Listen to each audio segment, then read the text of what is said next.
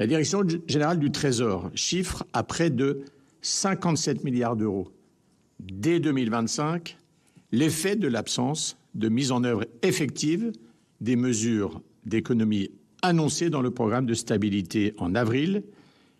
Imaginez-vous ce montant colossal, c'est à titre de comparaison l'équivalent de tout le budget de la défense de la France.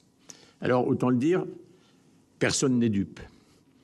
Un tel montant d'économie n'a d'abord jamais existé et la trajectoire présentée par le gouvernement en avril était, disons-le, totalement irréaliste. J'avais d'ailleurs estimé lors de notre débat sur le programme de stabilité qu'il était légitime de se demander si l'exécutif lui-même y croyait ou se contentait d'une opération de communication. Force est de constater que nous avons désormais la réponse. Comme nous le disons depuis des mois, seul un projet de loi de finances rectificative aurait permis de commencer à redresser les comptes publics. Le gouvernement a fait le choix assumé de ne pas en présenter et donc de laisser se dégrader les comptes publics. De cette conjonction de recettes plus faibles qu'attendues et d'une dépense qui dérive dangereusement, eh bien il résulte une dégradation historique encore une fois, des comptes de la nation. Le solde public serait, d'après la Direction générale du Trésor, de 5,6% du PIB en 2024, au lieu de 5,1% lors du programme de stabilité en avril, et je le rappelle, de 4,4% dans le cadre de la loi de finances initiale adoptée par la procédure du 49.3. C'était il y a longtemps, c'était il y a 9 mois.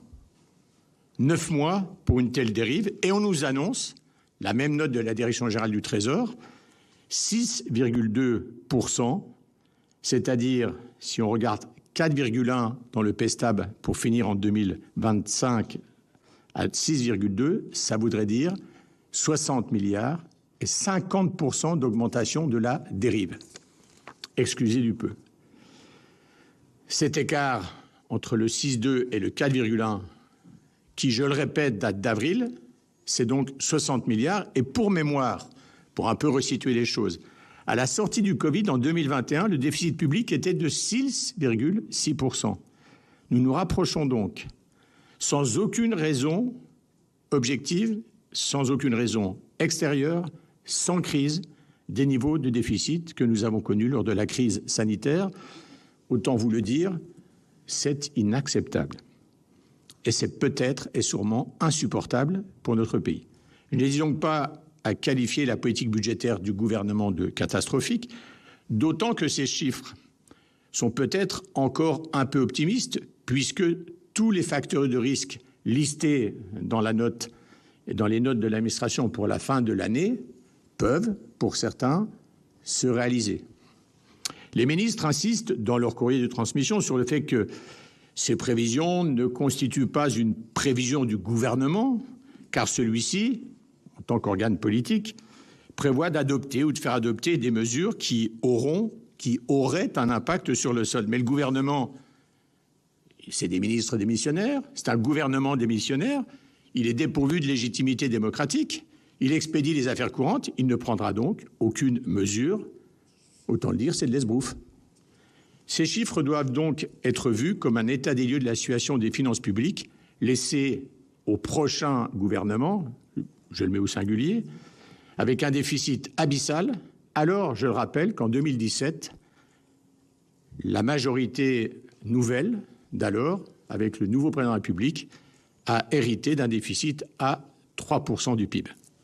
Nous pensons donc, avec mon collègue le président Claude Raynal, que le moment est venu, à l'orée de la prise de fonction d'un nouveau gouvernement, de mettre l'accent sur la nécessité d'adopter, je dirais même d'adopter enfin, une politique budgétaire crédible et sérieuse.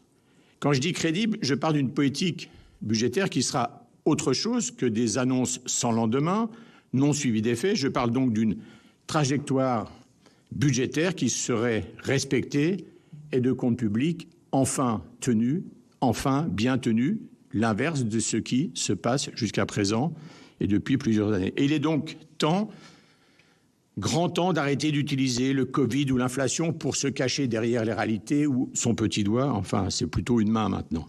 La situation financière catastrophique de notre pays est de la responsabilité exclusive de l'exécutif, je dirais du gouvernement, des gouvernements successifs sortants.